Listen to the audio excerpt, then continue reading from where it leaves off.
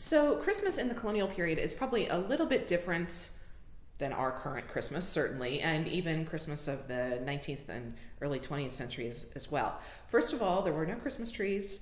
There was no Santa Claus. Decorations were very, very simple. They really just used local greenery. They oftentimes put it on mantelpieces. They would sprig the windows with it.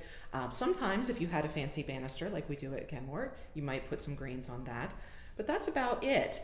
On the dinner table, there would often be jars filled with greenery or herbs to sort of scent the rooms. But that was pretty much it for Christmas decorations. Food and drink and dancing were the big focus of the season.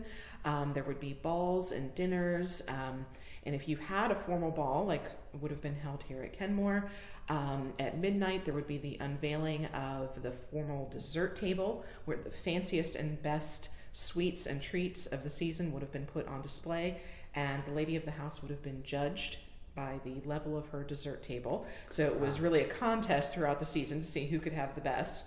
And so that's what we depict here at Kenmore. The very simple decorations, the dessert table, the dinner laid out for a 12th night ball.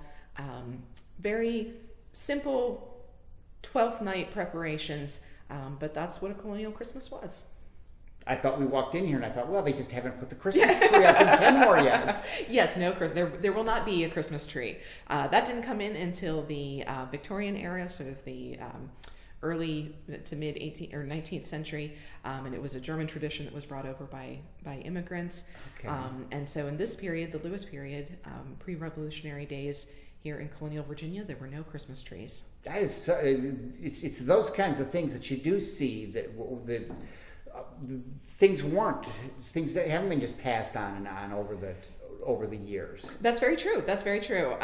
Things change. Traditions change. Yeah. A few have carried on. The idea of hanging mistletoe and kissing under it, that's a very early tradition. A lot of our Christmas carols that we sing today were sung then as well. And the idea of Christmas cards even got their start in this very early colonial period. So a few things have carried on, but by and large, it doesn't bear a lot of resemblance to our modern Christmas.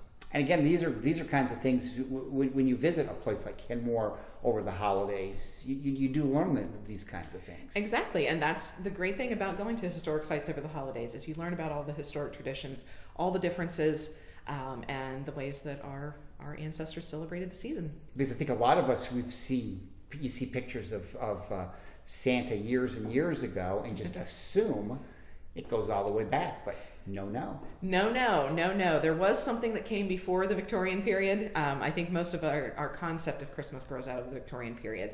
But that really is a sort of pre- and Civil War era idea of history. There was a lot that happened before that, and Christmas goes back a long, long way.